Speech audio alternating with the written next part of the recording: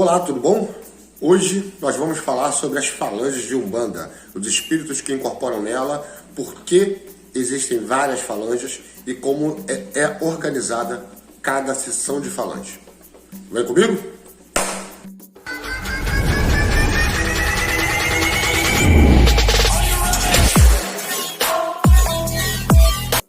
Olá, meu nome é Thiago Santos, umbandista, pai de santo e apresentador do canal Umbanda é Saber.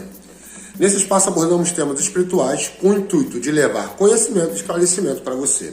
E hoje nós vamos falar sobre as nossas falanges. Tá? O que são as falanges? Nossas falanges são aglomerados de espíritos divididas em ordem de trabalho. Cada falange tem sua própria roupagem. O que seria a sua roupagem fluídica? O que seriam essas roupagens fluídicas? Nossa roupagem fluídica são os nomes dos nossos guias. São como eles se apresentam. Tá? Então nós temos... Vamos dividir. Então nós temos seu tranca-rua, que é a falange, e a roupagem fluídica do seu tranca-rua é essa em que ele se caracteriza, se passa. Tá? Então, seu tranca-rua é a falange e o espírito que veste aquela roupagem fluídica é um exemplo, José Antônio, Paulo Amorim, tá? E em prol de um trabalho. Cada falange tem suas divisões espirituais em relação ao trabalho. Vou botar um exemplo básico para vocês terem uma direção, um direcionamento em relação a isso, tá? Olhem as falanges como se fossem forças armadas, tá? Marinha, Exército, Aeronáutica, Polícia Militar, Polícia Civil, Guarda Municipal, Guarda Militar, e lá vai várias divisão militares, tá? Então, a falange de Exu, vou botar um exemplo que é como a Polícia Militar, tá? Os caboclos, que são, vamos botar, o Exército Brasileiro, os pretos velhos, que são a nossa marinha brasileira, e assim por diante. É só para vocês poderem entender bem o que se trata, tá? Então, cada falange trata de uma coisa. Nossos caboclos, eles lidam muito com a parte de proteção, trabalhos espirituais com ervas, desmanches e tratando nós sobre relação a serviços, trabalhos prontos e tudo mais e tal. E nossos pretos velhos, que lidam com a parte da sabedoria, dos conselhos, de ervas, medicamentos, banhos, enfim. Nossos Exus, que trabalham na parte de socorro ao mundo espiritual, né? Na parte de obsessão, na parte do umbral. As nossas guardas e nossas defesas aqui na Terra, tá? E ao recolhimento de matéria bruta negativa, da energia negativa. Então eles retiram também um pouco dessa energia, eles fazem o recolhimento, assim como os Exus mirins, crianças, e todos eles têm sua divisão, sua própria divisão, tá? Então, chegando a esse ponto, nós temos o compreendimento de que cada espírito trabalha organizadamente dentro de uma falange, tá? E essas falanges, dentro dessas falanges também existem as subfalanges, tá? O que seriam subfalanges? É uma falange dentro da falange. Então, seu tranca-rua é uma falange e dentro dessa falange existe seu tranca-rua do Cruzeiro das Almas, seu tranca-rua da Encruzilhada, seu tranca-rua das Almas, tá? Então, eles são divididos em subfalanges, assim como nossos caboclos, nossos pretos velhos, né? Caboclo, 7 flechas das matas, caboclo, 7 flechas da cachoeira, caboclo, 7 flechas da praia, e assim vai se dividindo, né? A única coisa que não tem divisão são os nossos orixás, tá? Os nossos orixás são o que são forças da natureza e não tem falanges, tá? E essas forças da natureza, elas não se manifestam 100%. Elas enviam, tá? 0,00001% de sua energia, fazendo com que a sua presença dentro dos terreiros, tá? Então, muitas vezes, quando você tá numa gira, tá dentro de um terreiro e você sente aquela vibração forte, é apenas 0,00001% da sua entidade, do seu orixá, tá? E todos os trabalhos de Umbanda ficam ao comando dessas falanges. E aí nós vamos para uma outra parte. As falanges, elas têm sua hierarquia, tá? Então dentro da Umbanda, a nossa hierarquia máxima, tá? São os nossos caboclos. Esses caboclos, os quais dominam e são agentes diretos da energia pura do orixá, tá? Abaixo dele, ou igualmente a ele, nós vamos ter os pretos velhos, tá? Que também, muitas vezes, são chefes de coroa, né? Em alguns médios. Eles são os mentores principais de alguns médios.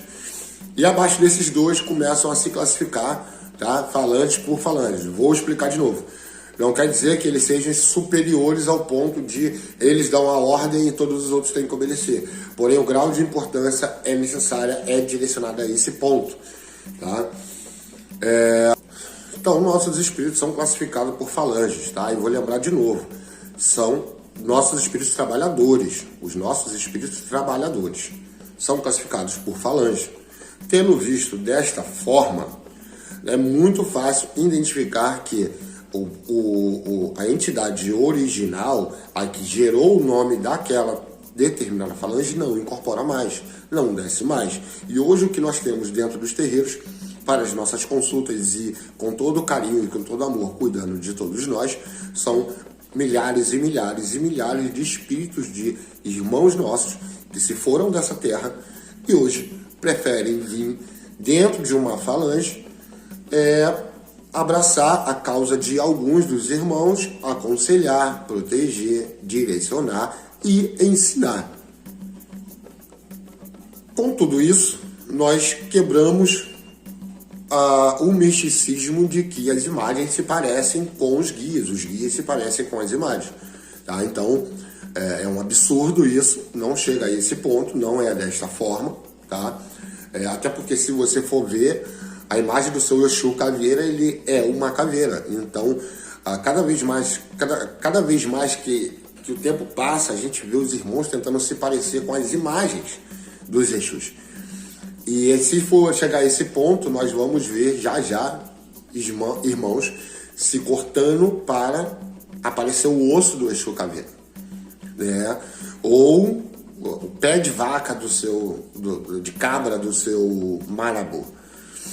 E isso não tem nada a ver, meus irmãos. Isso não se aproxima a isso. Aquelas imagens, elas são apenas para dar um ponto de como aquela entidade possa ser ou não. Ou só um ponto de fé, só uma representatividade sem valor, não agrega valor. Tá? Então, quando nós compramos as nossas imagens nas nossas entidades, nós botamos no altar, é só um ponto representativo. Então, com isso, nós eliminamos a teoria de que Ogum é um soldado romano montado num cavalo. Tá? Então, isso não tem nada a ver. O que nós mais vemos dentro do espiritismo hoje são médios incorporando o Ogum, colocando o elmo romano, uma capa vermelha, um escudo e uma espada. E isso nada tem a ver com o Ogum real. O orixá africano nada tem a ver com o soldado romano. Tá? Então nós, umbandistas, não vestimos Ogum, nem como soldado romano e nem como orixá africano. Tá? Por quê? Porque nós sabemos que aquela imagem não representa os nossos orixás. Nossos orixás são forças da natureza. Alguns terreiros de Umbanda e Candomblé têm até a representatividade em seu ponto energético, tá? Como uma pedra, no caso de Xangô, retirada diretamente das pedreiras ou até de dentro de uma cachoeira, tá?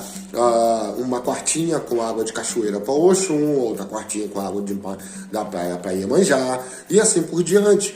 Por quê? Porque nós sabemos que as imagens são apenas pontos de referência e não que eles são exatamente daquela forma, eliminando de novo, repito, eliminando aquele ponto de que a imagem, a Iemanjá tem uma imagem de uma sereia que a representa no altar, e o médium bota aquilo na cabeça e na hora da incorporação ela cai no chão e começa a se portar como se fosse uma sereia.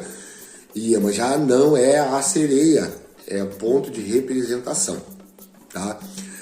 Peço a vocês, por favor, curtam o vídeo, compartilhem, se inscreva no canal, estamos bem no início, estamos precisando de seguidores, tá? Isso vai nos dar mais vontade e força de estar produzindo mais e mais vídeos para vocês, tá? Aguardo vocês no próximo vídeo, vem comigo.